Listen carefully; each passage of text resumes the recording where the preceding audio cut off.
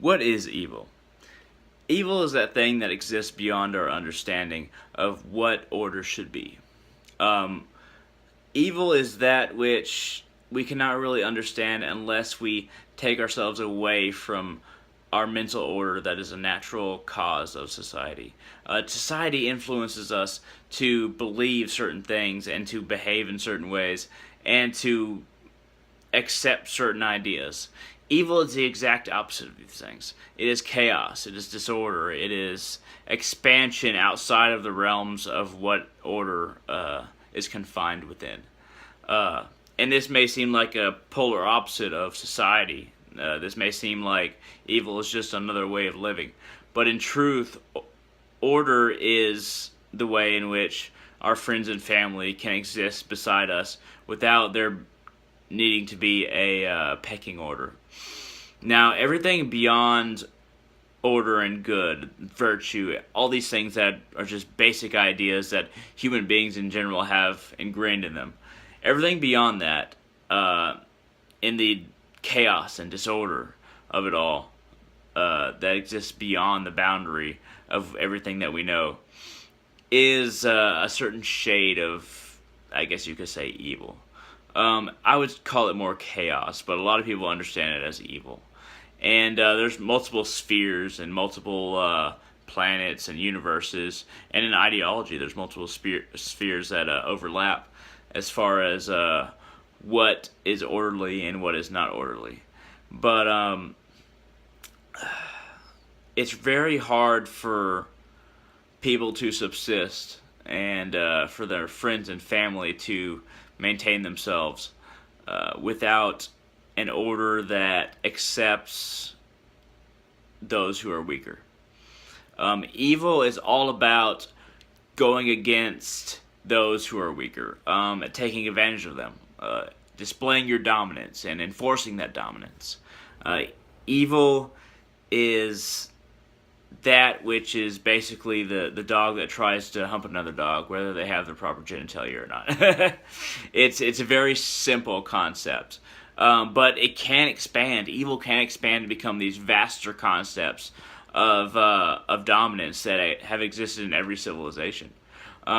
The Romans conquered all the Germanic tribes, the Franks, even the Greco and Roman tribes, and they considered their weakness and their otherworldly culture as evil.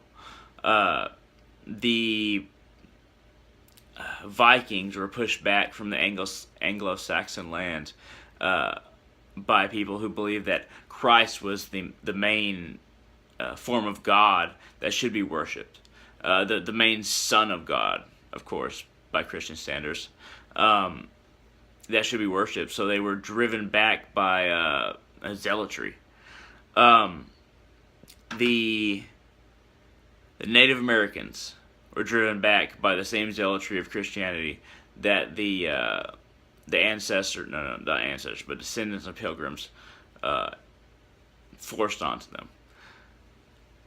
All of these instances, even though a couple of them were the same religion, they all represent the force of order, in a sense. That doesn't necessarily mean they're good, but there's more order than not, because order seeks to conquer the planet just like evil and chaos does. But the difference is that order is sustainable. And it doesn't always mean that the people that were conquered were evil or chaotic or disorderly. It just means that order is tyrannical in a way. It's not necessarily the opposite of evil in a good way, but it is that which is more sustainable than evil. And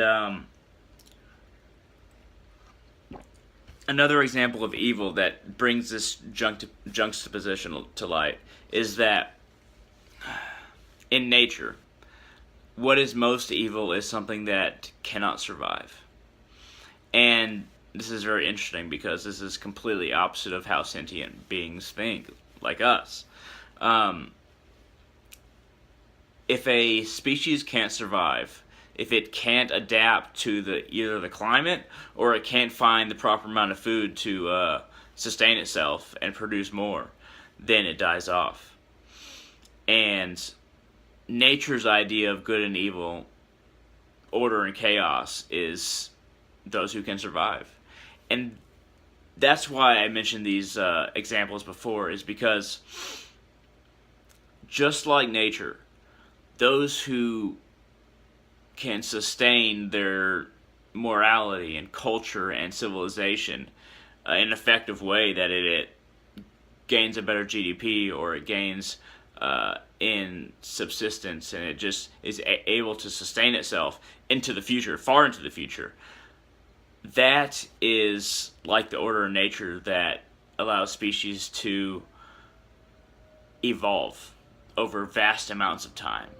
And we as humans, of course, we evolve as a species, but also we evolve societally, as far as being civilizations that evolve, or as far as history that is learned from, and that can move forward based on an understanding of history, which is a trademark of sentient beings, of course.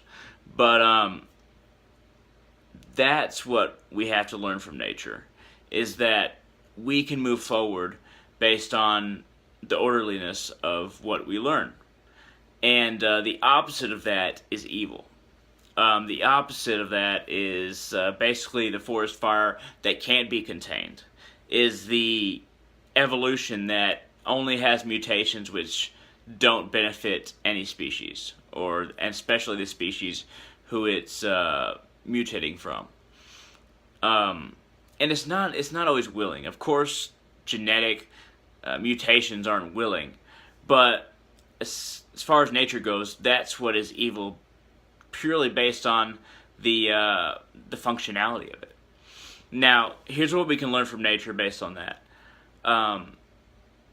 We have to have morals that are sustainable.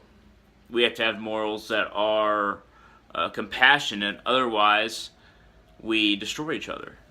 Human beings have been destroying each other for as long as we've been alive, because we can't sustain multiple ideas at once, because the ideas that we have created have all been conflicting.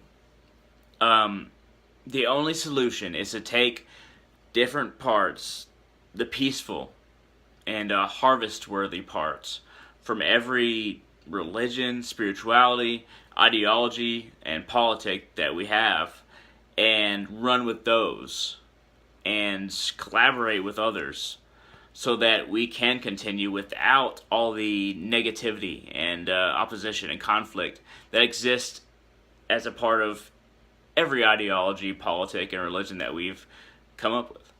We have to run with the best pieces of ourselves, of what we've made as ourselves, so that we can reach a point where there is no negative part of ourselves that exists in a society, a global society, which will tear us apart, which will inhibit our neighbors and inhibit ourselves, based on us having to assault our neighbors.